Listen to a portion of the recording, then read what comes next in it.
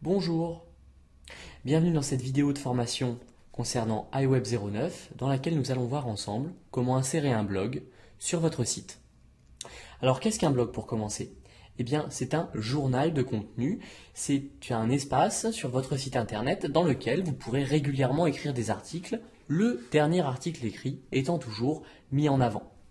C'est donc fait pour présenter votre actualité, l'actualité de votre entreprise ou les choses que vous auriez à dire tout simplement sur votre site de manière régulière. Un blog se décompose en 3 parties, nous allons le voir, mais pour commencer, ajoutons le blog sur le site en cliquant ici sur Ajouter une page, puis sur Blog et enfin sur Choisir. Je vous le disais, le blog se décompose en 3 parties, la première étant la page principale du blog, que vous allez pouvoir personnaliser en cliquant ici sur Blog, et en personnalisant les titres, le contenu. Vous allez voir ici un bouton d'abonnement RSS qui va permettre à vos lecteurs de lire votre contenu sans forcément avoir à revisiter tous les jours votre site. Ils liront votre contenu uniquement quand celui-ci aura été mis à jour. Un champ de recherche qui permettra à vos visiteurs de rechercher les articles que vous avez écrits s'ils n'arrivent pas à les retrouver. Puis en dessous, les différentes entrées du blog. Alors qu'est-ce qu'une entrée du blog? Eh bien c'est simplement un article que vous aurez écrit. Alors cette page d'accueil de blog va présenter les 5 derniers articles seulement que vous aurez écrits sur le blog. Elle est personnalisable en cliquant ici. Et donc 5 des dernières entrées seront affichées ici, la dernière entrée écrite apparaissant toujours en haut. Cela forme donc une liste d'introduction d'articles, d'introduction de billets de blog, d'introduction d'entrées, comme l'appelle iWeb 09, qui donneront accès au billet complet du blog. La deuxième partie du blog, ce sont les entrées à proprement parler, qui sont présentes ici en haut. On pourrait ajouter une entrée ou supprimer une entrée. Je vous rappelle que une entrée, c'est une actualité de votre blog, tout simplement.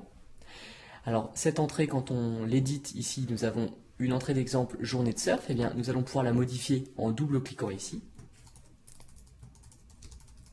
Mon premier billet de blog. Et puis bien sûr nous allons pouvoir personnaliser la photo du blog. Nous allons pouvoir mettre la photo qu'on veut ici par un simple glisser-déposer. Nous l'avons vu auparavant grâce au lien entre iWeb et iPhoto. Et puis nous allons pouvoir enfin commencer à écrire notre billet de blog. Une fois que ceci est terminé, eh bien, nous pourrons écrire un second billet en cliquant ici sur Ajouter une entrée, puis en renommant cette entrée, bien sûr, mon second billet par exemple. Je valide et puis j'édite mon second billet. Si je retourne sur le blog, je m'aperçois, comme je vous l'avais décrit, que le dernier billet arrive ici tout en haut, le précédent juste en dessous. La troisième partie du blog, ce sont les archives. La page d'archives est une page qui fait la synthèse de tous les billets qui ont été écrits sur le blog avec simplement leur titre et la date de publication. L'accès à la page d'archives permettra donc à vos visiteurs d'avoir une vue complète sur tous les billets que vous avez écrits jusque-là. Passons maintenant à la mise en page de la page de blog, ici de la première page de blog. En cliquant sur l'espace contenant les billets, nous voyons que nous allons pouvoir personnaliser cet espace en définissant la position du blog, c'est-à-dire la manière dont les petits articles ici seront présentés. Alors je pourrais choisir de mettre la photo à gauche plutôt, ou bien pourquoi pas la photo en haut à droite au niveau du titre, ou en haut à droite juste au niveau du contenu, en haut à gauche mais juste au niveau du contenu. Alors là c'est à vous de choisir bien sûr. L'espace supplémentaire, lui, définit l'espace qui va se trouver autour des photos en pixels, donc là je choisis 20. La taille de la photo qu'on va pouvoir modifier.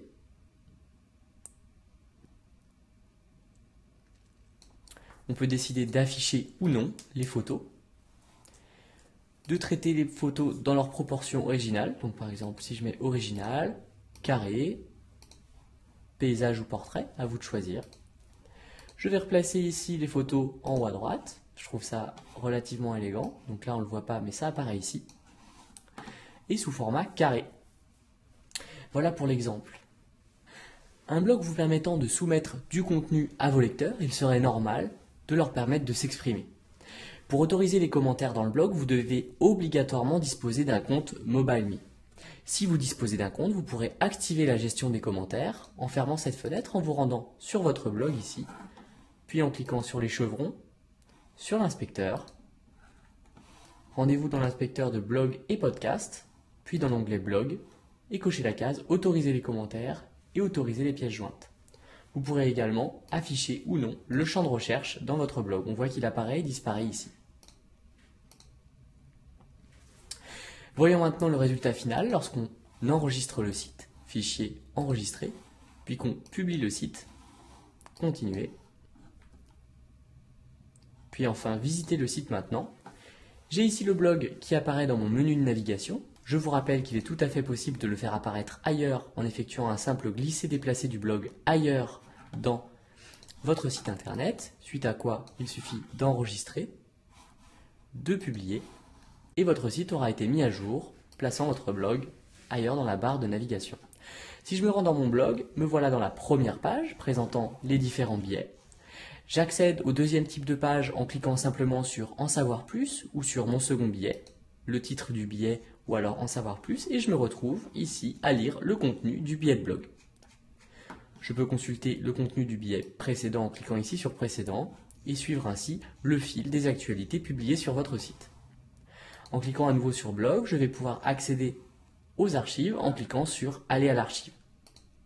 De cette manière, je verrai le récapitulatif de tous les articles publiés depuis le début de votre blog. Si je clique à nouveau sur blog, je vois que le champ de recherche n'apparaît pas, il ne sera disponible que si vous disposez d'un compte MobileMe. Je vous rappelle ici que je publie le site sur mon propre ordinateur, sur mon propre Macintosh, et que donc bien sûr je n'ai pas accès à cette fonctionnalité. J'espère que vous en savez maintenant un peu plus sur la publication de blogs grâce à iWeb 09. Je vous donne rendez-vous dans la prochaine vidéo de formation dans laquelle nous allons tenter d'aller un peu plus loin en voyant comment créer des liens internet sur des photos ou du texte et comment gérer un peu mieux la structure des pages de votre site. A tout de suite.